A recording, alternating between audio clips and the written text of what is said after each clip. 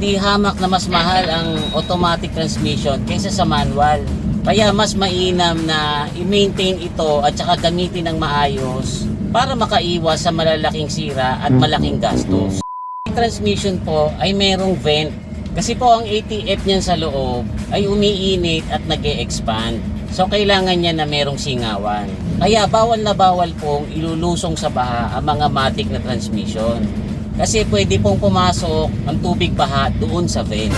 Kung minsan, pag konti lang ang papasok na tubig, pwede nating i-flush out yung ATF. Pero pag naparami po ang tubig baha na papasok dyan, ay malamang masira po yan. Kaya pag mayroon pong baha sa dadaanan natin, mas wise na humanap tayo ng ibang dadaanan di baling malayo.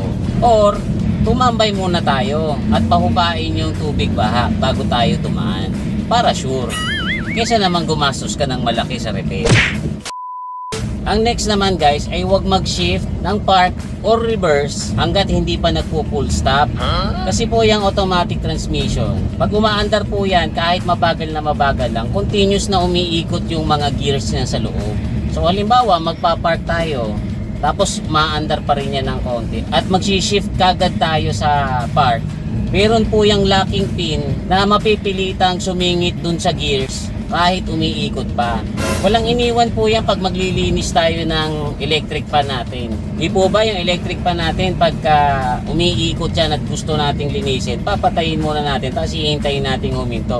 Hindi natin isisingit yung kamay natin dun sa umiikot na fan. So ganun din po ang automatic transmission. Kailangan mag full stop muna kayo bago nyo i-shift sa park. Ganun din pag magre-reverse. So pag magmamaniobra tayo ng sasakyan, kahit nagmamadali, hintayin muna po natin huminto. Tapos at saka natin isi-shift sa reverse. Ngayon pag-aabante na po tayo uli, ihintayin po ulit natin mag full stop at saka tayo mag-shift sa drive. So next naman guys ay huwag nating ilo-launch yung sasakyan natin. Masama po yan sa automatic transmission. Kasi meron po mga dadrive ko minsan, lalo na po yung mga excited na subukan yung kakayanan ng makina, gagayahin yung mga action star sa TV na kumakamot yung gulong. So from full stop, naka-neutral sila, ire-revolution ng malakas tapos ipapasok ngayon sa drive para mag-launch yung sasakyan.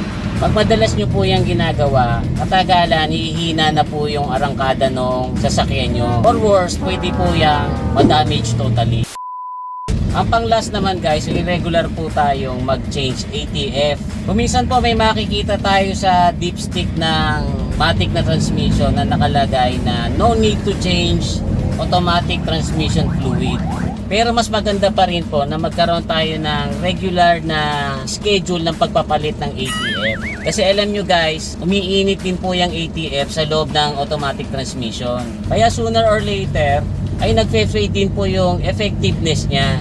Just make sure na kung ano po yung dating nakalagay na ATF or kung ano yung ni-recommend ng manual, yun din po ang ilalagay nyo. Pero po kasing mga sasakyan na naka-specify na halimbawa pag Honda, sasabihin nila na gumamit lang ng Honda na ATF. Pag Toyota lang ang gamitin na ATF. Mas maganda po na sundin po natin yun. Di bali pong mas pricey ng konti yung ATF nila, basta sure tayo na magpe-perform ng maganda yung transmission natin.